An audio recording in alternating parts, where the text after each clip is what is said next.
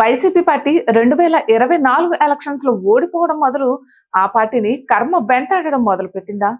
చిన్న చూపు చూసిన కూటమి నాయకత్వమే వైసీపీ పార్టీని మట్టి కర్పిస్తుందా?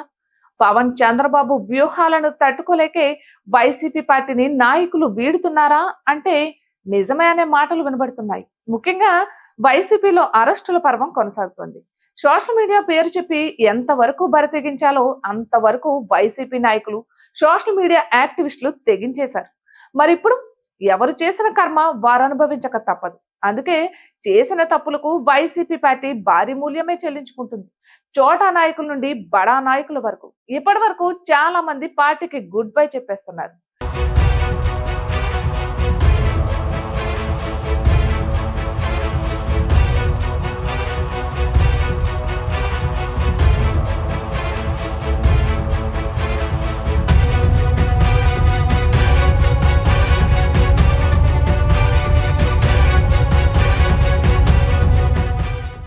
ఇక విషయంలోకి వస్తే వైసీపీ పార్టీలో పెద్దిరెడ్డి రామచంద్రారెడ్డిది ప్రత్యేక స్థానం. పార్టీ ఆవిర్భావం నుంచి జగన్ కు పెద్ద దిక్కుగా ఉన్నారు. మొత్తం రాయలసీమనే శాసించారు పెద్దిరెడ్డి. అటువంటి పెద్దిరెడ్డి ఇప్పుడు సైలెంట్ అయ్యారు. కేవలం జగన్ తో సమావేశాలకు మాత్రమే పరిమితం అవుతున్నారు.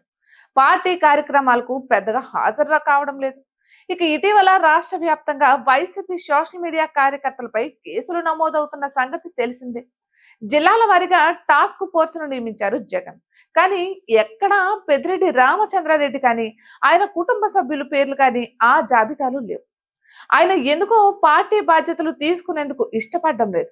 చిత్తూరు జిల్లా బాధ్యతలు తీసుకునేందుకు ముందుకు రాకపోవడంతో భూమన కరుణాకర్ రెడ్డికి బాధ్యతలు అప్పగించారు జగన్. అయితే పెద్దిరెడ్డిలో ఈ మార్పు వైసీపీలో చర్చకు దారితీస్తోంది. ఆయన కూటమి ప్రభుత్వానికి భయపడినట్లు అర్థమవుతోంది. పెద్దిరెడ్డి రామచంద్రారెడ్డిని చాలా నమ్మారు జగన్. పెద్దిరెడ్డి కూడా రాయలసీమపై పూర్తి ఆధిపత్యాన్ని ప్రదర్శించారు. వందల కోట్ల వెనకేసుకున్నారు అన్న ఆరోపణలు కూడా ఉన్నాయి.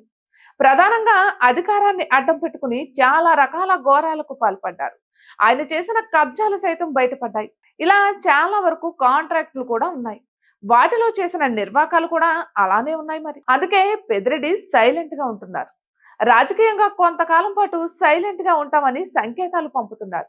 వాస్తవానికి చంద్రబాబు సాయంతోనే ఆర్థికంగా నిలదొక్కున్నారు పెద్దిరెడ్డి రామచంద్రారెడ్డి. కానీ అదే చంద్రబాబును కుప్పంలో ఓడిస్తానని శపథం చేశారు. అందుకే వందల కోట్ల రూపాయలతో చేయని ప్రయత్నం అంటూ లేదు. కానీ ప్రయత్నంలో విఫలమయ్యారు.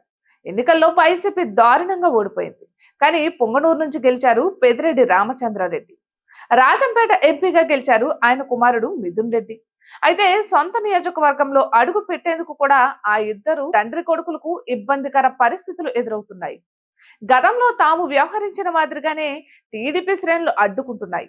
ఎన్నికల ఫలితాలు వచ్చిన మరుక్షణం వందలాది లారీలను ఆఫ్రికాకు తరలించేశారన్న ఆరోపణలు ఉన్నాయి. ఇక ఏపీతో పాటు ఎక్కడా వ్యాపారం చేయలేమని ఒక నిశ్చయానికి వచ్చిన తర్వాత ఆఫ్రికాకు వెళ్లిపోయినట్లు తెలుస్తోంది. అయితే కొద్ది రోజుల పాటు తమకు ఇబ్బందులు ఉంటాయని, తాము అంత యాక్టివ్ గా పనిచేయలేమని జగన్ కు పెద్దిరెడ్డి చెప్పినట్లు తెలుస్తోంది. ఇక ఇప్పటికీ ఇబ్బందికర పరిస్థితుల్లో ఉన్న జగన్, పెద్దిరెడ్డి ఆ మాట అనేసరికి కంగారు పడిపోయినట్లు సమాచారం.